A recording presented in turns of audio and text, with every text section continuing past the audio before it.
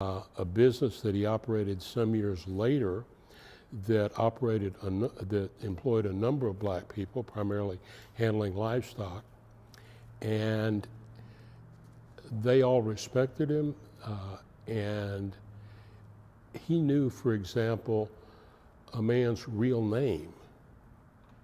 This, among rural blacks, knowing somebody's actual name rather than what they're called is actually a great deal of power. But this universally respected cowman who was called Boots by everybody, he's a black man about 50, and could do anything with horses and cows. My father was one of the few people who actually knew his name. Most people didn't. Now, Boots was known for 4 counties around, but nobody else knew that his name was Clifton Gray. My dad did. For somebody who grew up that way, that was a tremendous amount of growth for him. Tremendous.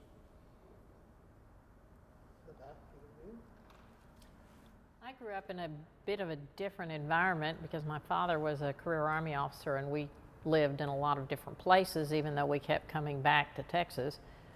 And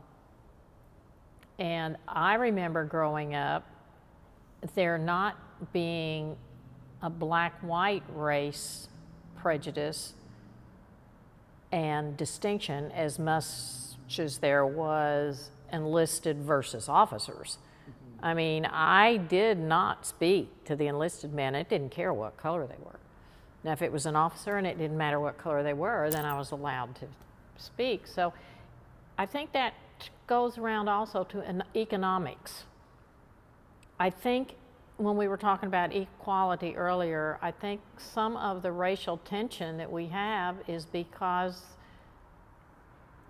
there are a lot of people who don't value education, which puts them sort of behind the 8 ball to begin with.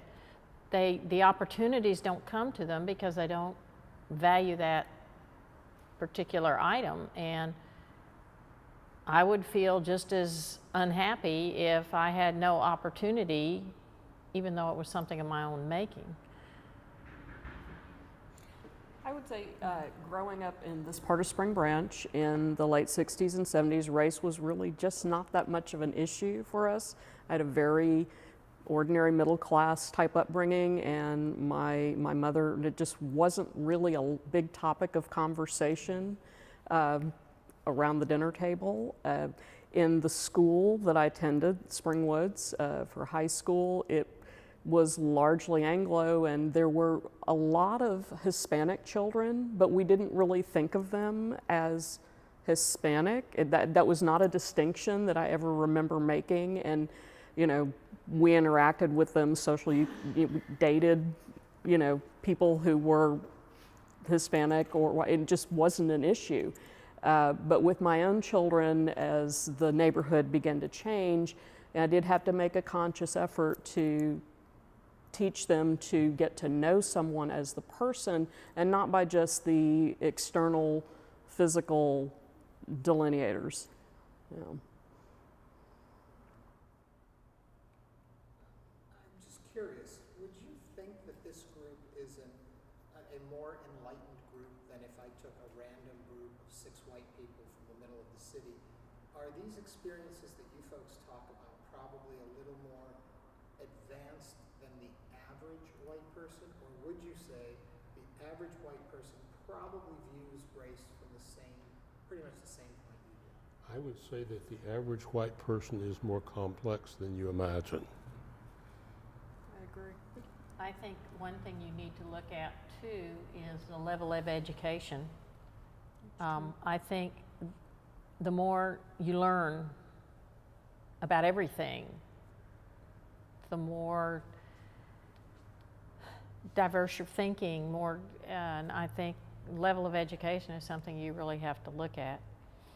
I think everyone thinks they're above average. Aren't we? That's true. That is true. That is true. And therefore, that would leave none of us to ever be average or below average, so that wouldn't work. But, you know, I think that what you said was true about complexity. Back to the question about how you were brought up, my parents explained to me that Some people thought race was important, and those were bad people. The people who thought it mattered were bad. That's a very simplistic way to look at it, and if you're teaching a child, I understood why, you know, it's understandable that they would use that phrasing, but it's not just that you're bad if it matters to you, or if you think about it, or if it comes up in your life. It is very complex. It is. Obviously, we're in a time right now where race is getting a lot of attention, and obviously we're even doing this show about it because we've watched the news over the last couple of years, and there are shootings, and there is violence, and there is unrest in communities all over this country when it comes to issues of race. I'm wondering, how much do you think the problem that we're hearing and seeing may be being influenced by the media, and how much there is something new happening in this tension? I think it's enormously influenced by the media, and it plants, it's my opinion, I think it plants seeds, you know, of contention amongst groups that aren't necessarily really there. Yeah. When the evening news is showing almost every day security cam footage of young black men doing this, that, and this other, and they love to do that for some reason. What we lose sight of is that for many people, that is the only image they have of young black men. It's the only image they ever see of young black men. I taught at a university, and I have known a lot of young black men, and most of them were not wearing hoodies and robbing convenience stores. But because that is all we see on the media, for some people, that's all they see. Well, and I think too that if you see a protest going on in another city, and you see a contentious situation happening between blacks and whites, and that's a problem that's happening there in that local place, and they need to do whatever it takes, a town hall or an interview, whatever needs to happen to get the situation under control where they are. But before that can happen, there are cameras, and it's on everybody's evening news. And so now, if you're 1,000 miles away and this never occurred to you, it has now, because you just saw it.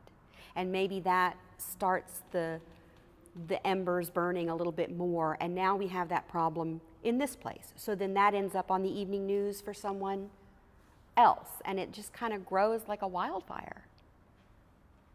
Why don't we take a real quick pause? We got to fix a couple things. I think your hair is in your mic. One thing. Oh, lovely.